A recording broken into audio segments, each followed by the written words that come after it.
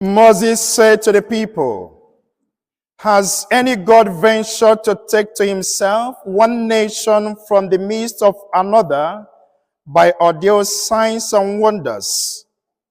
All these that the Lord your God did for you before your eyes in Egypt."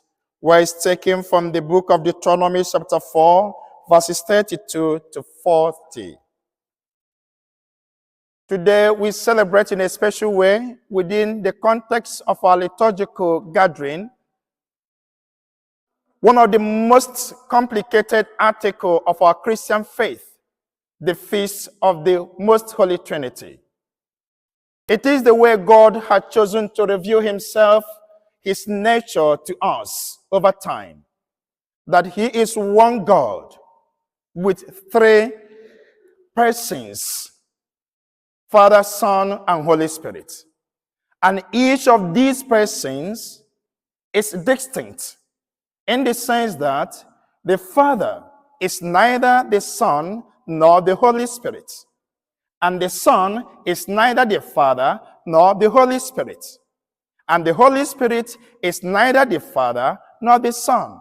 Yet they are not three gods, but one God, one in substance, equal in majesty. None is greater than the other, all powerful, all almighty. Today, I won't get into the theological analysis of this mystery. Rather, this feast also offers us an opportunity to reflect on the nature, the character of our God, the God we believe in, the God we have come here to worship. And that is why in the first reading of today, Moses tells us that the Judeo-Christian God is distinct from other gods because he is a God that loves, a God that cares, a God that does special things for his people, a God that gets into relationship with his people, a God that is never distant from his people, who is always involved, who is always with his people. Just as Jesus reminds us in the gospel of today, remember that I am always with you. He is a God who fights for his people.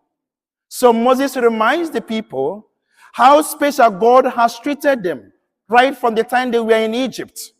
How he called them to be his own very people, his own chosen people out of all the nations of the world. How he treated them and saved them from Egypt. Also, how he made them to hear his voice when he spoke to them from the heart of the fire. An experience no other nation had ever encountered. Then he enjoined the people to always keep God's commandments so that together with their children, they will live long and prosper in the new land God was giving them. Why was Moses reminding the people of what God did for them? Why was Moses reminding the people who their God is, the nature of their God? It is very simple. It was necessary that he reminded them because as human beings, we have tendency to forget. We are prone to forget. We have tendency to forget, especially when things or when unpleasant things happen to us. When we meet challenges, when we meet overwhelming difficulties, when our health has gone poorly or has become poorly, when our finances are not doing well, when we suddenly become unemployed or homeless, when we are bereaved. These kind of human experiences are in themselves enough to cause us to doubt the goodness of God in our lives. These experiences are enough in themselves to make us question the character, the nature, the type of God we believe in. These experiences are in themselves enough to trigger in us doubt about the promises of God in our lives. So David and Moses was reminding the people, telling them, advising them that whatever they pass through in life, they should never allow themselves to forget how gracious and how favorable God has been to them.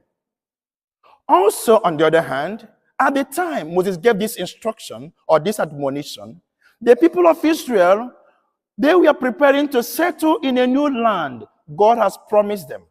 So Moses, by reminding them of the goodness of God, the kind of God they have, it was more or less also warning them, or rather advising them ahead to be careful, not to allow their pagan neighbors to corrupt their faith, not to allow their relationship with their pagan friends and neighbors to make them to develop a new idea or negative idea about their God.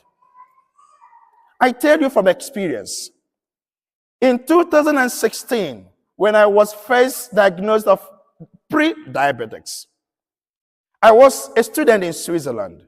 So that news didn't go down with me well. So I was devastated. I went and shared my pains with my friend, a professor, but an atheist. Then we were quite close. So he looked at me and said to me, Nathaniel, you are a young priest. In your 30, then, not now. And you serve God. As much as I know you, you don't smoke at all. You don't even drink as such. And here you are, struggling with your health. So tell me, you have served God as a priest for many years. What has that done for you? Look at me. I'm over 75. I smoke everything that can be smoked. I drink as far as there is something to drink. And I have no issue with my health. And I have no God to worship or to believe or to trust. So tell me, which kind of God would allow his young priests to be in the pains you are right now? I retorted and said to him, Prof, if God should allow his only son to suffer and die, why should I grumble because I have this pain?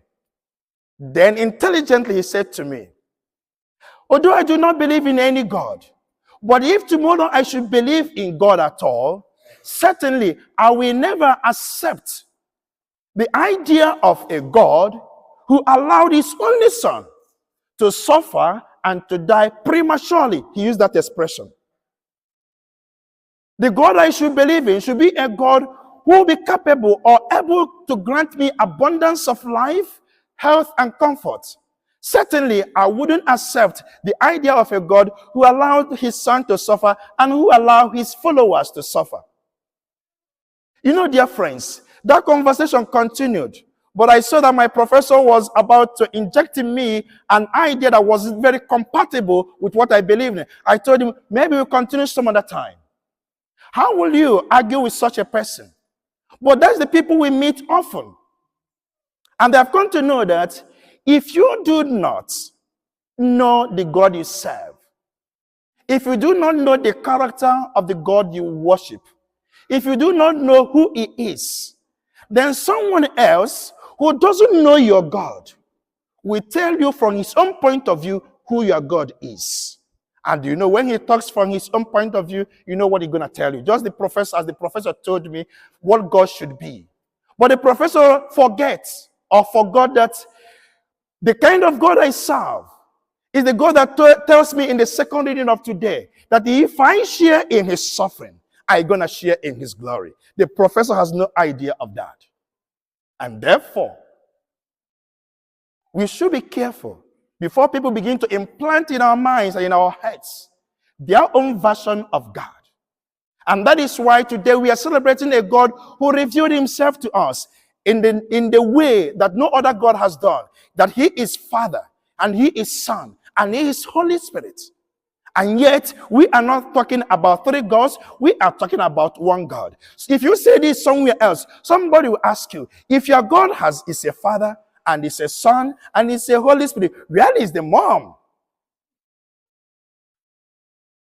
So, dear friends, when life becomes difficult, when we encounter people who do not share our belief system, they may trigger in us the doubt or questioning the kind of God we have. I pray that no matter what we pass through in life, that we may never forget those things we should remember, and that we may never remember those things we should forget. I say it again. I pray that when life becomes difficult and you are vulnerable, that you may never forget those things you should remember, and that you may never remember those things you should forget.